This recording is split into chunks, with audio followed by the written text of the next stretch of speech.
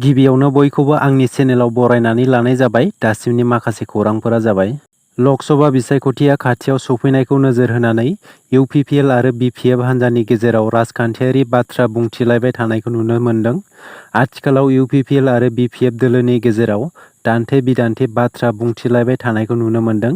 BPF दोलोनि सायाव बिटिआरनि गाहाय मावफुं सोद्रोमा प्रमद बर' बिथाङा माखासे गोख्रों बाथ्राफोरखौ बुंथिदों।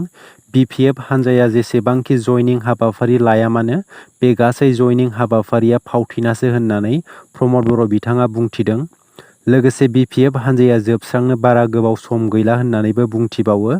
थारैनो बिपिएफ हान्जाया जेसेबांनाखि जयनिं हाबाफारि लायो बेफोर गासैबो फावथिना होननानै प्रमद बर' बिथाङा बुंथिदों। माखासे समनिफ्रायनो खौरां बिजोंनि गेजेरजों गोबां बाथ्रा बुंनानै गावखौनो सासे इएम-जिएमनिख्रुइ देरसिन साननानै लाग्रा पृथ्वीराज नारायण देब मेसआ दायो गोख्रों फिनजाथाय होनायखौ मोनगासिनो। थांनाय माखासे सान सिगां बिटिआर हाग्रा बिफाननि मावफुं सोद्रोमा रनजित बसुमतारी बिथांखौ गोबां बाथ्राजों सोंखारिदोंमोन आरो सोंथि खालामदोंमोन। पृथ्वीराज नारायण देब मेसआ बुंदोंमोन दि मावफुं सोद्रोमा रनजित बसुमतारीखौ माइरं, दालि, संख्रि बायनो हायैनि जाहोनावसो एनडिएफबि आफादाव जयेन जाहैदोंमोन। बेनि अनगायैबो रनजित बसुमतारी बिथाङा नंखाय डिग्रीनि गेजेरजोंसो सासे प्रफेसार जादों होननानै गोख्रों अजद होदोंमोन। बेनि अनगायैबो रनजित बसुमतारी बिथाङा एनडिएफबि आफादाव ट्रेनिं मोनै सासे दैदेनगिरिसो होननानैबो गोख्रों अजद होदोंमोन। बैफोर बाथ्रानि सायाव एनडिएफबिनि सासे दैदेनगिरि एनि इसारा बिथाङा पृथ्वीराज नारायण देब मेसनि सायाव गोख्रों फिनजाथाय होनानै बुंदों, बियो सासे ओरैबा ओरै बाथ्रा फोलाग्रा सुबुंसो, बिनि बाथ्राफ्रा जेबो ओंथि गैया। लोगोसे पृथ्वीराज नारायण देब मेसआ बारग' एनडिएफबि बिथांमोनखौ मान होआखै आरो बेहा बारग' एनडिएफबिनि सायाव बाथ्रा बुंनायनि मोन्थाइ गैया होननानै बारग' एनडिएफबिनि दैदेनगिरि एनि इसारा बिथाङा गोख्रों फिनजाथाय होदों। मोनसे दुखुनांथाव जाथाय, मोब्लिब बोजानानै सासे आबादारिनि जिउ खहा जादों। मिथिनो मोननाय बायदिब्ला मैदेरनि उदखारनिफ्राय रैखा मोननो थाखाय न'नि सोरगिदिं खरगेसर रय मुंनि सासे सुबुङा मोब्लिब थार सोंनानै दोनदोंमोन। खमैबो 600 मिटारसो जानथाइजों मोब्लिब थार सोंनानै दोनदोंमोन खरगेसर रायआ। नाथाय मैदेरनि सोलायै मानसियासो जिउ खहा जानो गोनां जाबाय। जायनि जाहोनाव 28 बोसोर बैसोनि भुबन बर्मन मुंनि सुबुङा मोब्लिबजों बोजानानै जायगायावनो जिउ खहा जायो। बे जाथाया जादों चिरांनि बिजनी 12 नं हा गोदान हालामाव। भुबन बर्मनआ गावनि न' फारसे थांबाय थानाय समावनो बे दुखुनांथाव जाथाया जायो होननानै मिथिनो मोन्दों। फारसेथिं गामिनि थागिबिफोरा अजद होनाय बायदिब्ला खरगेसर रय मुंनि सुबुङा हा दखल खालामनो थांलाय फैलाय खालामग्रा लामायावनो मोब्लिब थार सोंनानै दोनदों। साख्रिनिफ्राय सुथि लानानै न'आव फैदोंमोन सासे आर्मि जवाना। नाथाय दुखुनांथाव बाथ्रादि सुथि लानानै फैनाय आर्मि जवाना गावनि बिसि-फिसानि मोखां नुस्लाबासै। बे दुखुनांथाव जाथाया जादों मणिपुर रायजोआव। साख्रिनिफ्राय दान मोनसेनि सुथि लानानै गावनि न'आव फैदोंमोन 41 बोसोर बैसोनि थाथांग' खम मुंनि सासे आर्मि जवाना। नाथाय मणिपुरनि जोंब्लावनाय हिंसायारिनि अराव जिउ बाउसोमनो गोनां जाबाय जवाना। मिथिनो मोननाय बायदिब्ला दुथांफोरनि नोजोराव जिउ गोमानाय आर्मि जवाना बिसिजों लोगोसे सासे फिसाज्ला आरो सासे फिसाजो दंमोन। बे जाथायखौ लानानै दासान्दि मणिपुराव हिंसायारिनि अरा गिथावनासिन महर लादों होननानै मिथिनो मोन्दों। फारसेथिं मेगननि नोजोरावनो जाथायखौ नुनो मोननाय आर्मि जवाननि 10 बोसोर बैसोनि फिसाज्लाया फोरमायनाय बायदिब्ला गावनि बिफाजों लोगोसे गुबुन 3 सुबुंफोरखौबो दुथांफोरा गुलि गावनानै जिउ फोजोबदों। थारैनो मणिपुर रायजोनि कुकी आरो मेथि हारिनि गेजेराव जानाय हिंसायारिखौ होबथानो दासिम गोबां सान्थ्रिफोरखौ थिसनदों। नाथाय मणिपुरनि हिंसायारि जाथायनि समाव गोबां सुबुंनि जिउ खहा जानाय, न'-बां सावनाय बायदि जाथायफोरा नुजाथिबोदों। उदालगुरि जिल्लानि टंला फरायसालिमायाव मुं थिसननायनि मुङाव गोबां रां लानायनि हेंथायै फरायसाफोरा गोख्रों सोमावसारदों। मुं थिसननायनि फिसआ गोबां जानायनि जाहोनाव 80% फरायसाफोरा मुं थिसननो हायाखै। बे जेंनाखौ लानानैनो फरायसाफोरा बिटिआरनि गाहाय मावफुं सोद्रोमा प्रमद बर' बिथांनिसिम फ्रि एडमिसन होनो थाखाय खावलायदोंमोन।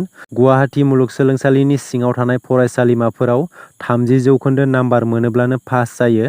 नाथाय बड'लेण्ड मुलुगसोलोंसालिनि सिङाव थानाय फरायसाफोरा 40% मोनोब्लासो पास जायो।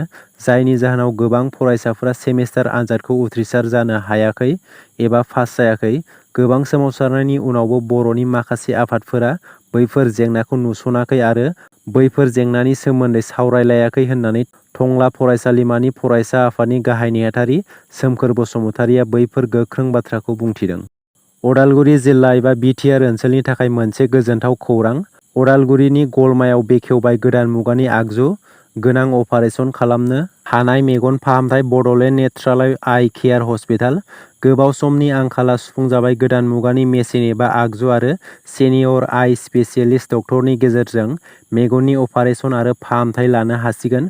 अदालगुरि ओनसोलाव गोबाव समनिफ्रायनो गंसे मोजां मेगननि फाहामसालि गोनां जानानै फैनायखौ नोजोर होनानै ओनसोलनि माखासे मेलेमजिबि बिथांमोननि नाजानायाव गोदान मुगानि मेसिन एबा आगजु आरो गोदान मुगानि आदबजों आइ स्पेसियेलिस्ट डक्टरनि गेजेरजों अपारेसन आरो मेगननि फाहामथाय होनो हानाय मोनसे आबुं गावारि आइ हस्पिटाल अदालगुरि जिल्लानि गलमायाव बेखेवनाय जाबाय। मख'जाथावदि जाय मेगननि फाहामथायखौ नेपाल बायदि गुबुन हादराव थांनानै गोबां रां खरसा खालामनायनि गेजेरजों फाहामथाय लानो गोनां जायो, नाथाय दायो बैफोर फाहामथायखौ अदालगुरि जिल्लानि गलमायाव बेखेवनाय बड'लेण्ड नेत्रालय आइ केयार हस्पिटालावनो नेपाल बायदि हादराव गोबां रां खरसा खालामनानै थाङालासे खम बिबांनि बेसेनावनो फाहामथायखौ होनाय जागोन होननानै फोरमायो बड'लेण्ड नेत्रालय आइ केयार हस्पिटालनि डक्टर आरो टीमआ। नोंथांमोना दायो आयुष्मान कार्डखौ न'आव थानानैनो बानायना लानो हासिगोन। बेसेन होनाङा लासेनो नोंथांमोना 5 लाख रांनि देहा फाहामथाय लानो हानायनि सुबिदाखौ सरकारा होदों। जायफोरो दासिमबो आयुष्मान कार्डखौ बानायनानै लायाखै बिथांमोना गुबुनाव थाङालासे गावनि मबाइलनि गेजेरजोंनो बानायना लानो हागोन। नोंथांमोना गुगोल प्ले स्ट'रनिफ्राय आयुष्मान एपखौ गिबियाव डाउनल'ड खालामना लाग्रोनांगोन। बेनि उनाव लग इन खालामनानै लानांगोन। लोगोसे नोंथांमोना बेनिफिसियारि अपसनाव थुनानै ला मबाइल नम्बरखौ एप्लाइ खालामनाय समाव होनो नांगोन जाहाथे नोंथांमोननि मबाइलाव अटिपि फैयो। बेनि उनाव नोंथांमोना फारि फारियै गाव गावनि डिटेल्सफोरखौ होनानै आयुष्मान कार्डखौ न'आवनो थानानैनो बानायना लानो हागोन। आसामनि लाख लाख रेशन कार्ड मुलाम्फागिरिफोरनि थाखाय मोजां खौरां। जायफोर रेशन कार्ड मुलाम्फागिरिफोरा माइरं मोनाखैब्ला एबा रेशन कार्डनि गेजेरजों जा मोननो गोनां मोनथायखौ मोनाखैब्ला नोंथांमोननि थाखाय आसाम सरकारा मोनसे टल फ्रि नाम्बार फोसावनानै होदों आरो बे टल फ्रि नाम्बारनि गेजेरजों नोंथांमोना मोननो हायै एबा मोनफुंनो हायै रेशन कार्ड एबा रेशनखौ मोननो हागोन। रायजोनि गुबुन गुबुन जिल्लाफोराव आसाम सरकारा टल फ्रि नाम्बार फोसावनानै होदों। बेनि अनगायैबो जाय बिथांमोना रेशन कार्ड मोननो हायाखै बिथांमोननि थाखायबो मोनसे मोजां खौरां। रायजोनि 40 लाख मुलाम्फागिरिफोरनो आसाम सरकारा बे समाव रेशन कार्ड होनो थांगासिनो आरो जायफोर बिथांमोना रेशन कार्डनि गेजेरजों मोनफुंनो हायै रेशन बायदि बायदि कमप्लेनफोरखौ रायजो सरकारा फोसावना होनाय टल फ्रि नाम्बाराव फोरमायहरनो हागोन होननानै आसाम सरकारा फोरमायना होदों। बेनि लोगो लोगोनो नोंथांमोननि जेंनाखौ सुस्रांना होगोन होननानै फोरमायदों। जुदि नोंथांमोना रेशन मोनफुंनो हायाखैब्ला नैबे टल फ्रि नाम्बाराव जगाजग लानो हागोन। बैफोर टल फ्रि नाम्बारा गुबुन गुबुन जिल्लायाव गुबुन गुबुन फोसावनानै होदों। बाक्सा, क'क्राझार, तामुलपुर, चिरां, उदालगुरि जिल्लानि थाखाय 8473940426 बे नाम्बारखौ फोसावनानै होदों। बजालि जिल्लानि थाखाय 9864355226, बिश्वनाथ जिल्लानि थाखाय 9706934413, बङाइगावनि थाखाय 7002466915, बरपेटानि थाखाय 9957307996, सराइदेउनि थाखाय 8099983038, काछार जिल्लानि थाखाय 9957015618, डिब्रुगड़ जिल्लानि थाखाय 7086349163, डिमा हासाव जिल्लानि थाखाय 9435635533, धुबुरी जिल्लानि थाखाय 7086425227, धेमाजि जिल्लानि थाखाय 9706519455, दरं जिल्लानि थाखाय 9101040208, गवालपारा जिल्लानि थाखाय 8957609119, गलाघाट जिल्लानि थाखाय 7896256196, हाइलाकान्दि जिल्लानि थाखाय 8471877340, हजाइ जिल्लानि थाखाय 9435054707, जरहाट जिल्लानि थाखाय 9954302968, कार्बि आलं जिल्लानि थाखाय 9101268972, कामरुप जिल्लानि थाखाय 9864351874, करिमगन्ज जिल्लानि थाखाय 9401157755, माजुलि जिल्लानि थाखाय 9435011001, कामरुप महानगरनि थाखाय 9101483462, मरिगाव जिल्लानि थाखाय 9101700941, नगाव जिल्लानि थाखाय 7896118599, नलबारि जिल्लानि थाखाय 9864181463, लखिमपुर जिल्लानि थाखाय 8135027519, शिबसागर जिल्लानि थाखाय